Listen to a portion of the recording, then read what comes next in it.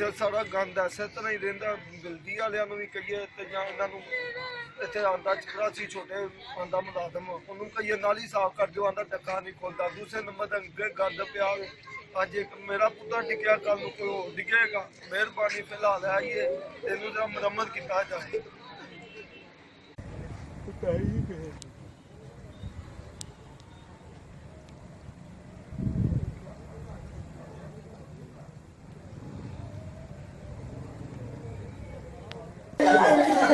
Hey!